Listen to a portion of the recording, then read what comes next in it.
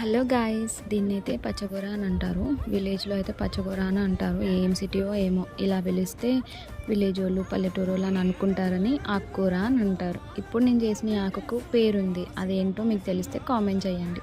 So curry విషయానికి వస్తే చాలా సింపుల్. తాలింపు వేసి చూడండి, మళ్ళీ పోపు వేసుకొని పచ్చిమిర్చి ఎల్లిపాయలు వేసి ఆకుకూర వేసి టమాటో ఉప్పు పసుపు వేసి దగ్గరికి వచ్చేదాకా ఉంచి దింపుకోవడమే. సరే, మరి మీరైతే చూస్తున్నారు కానీ లైక్ ఇవ్వట్లేదు. ఒక చిన్న లైక్ ఇవ్వచ్చు కదా.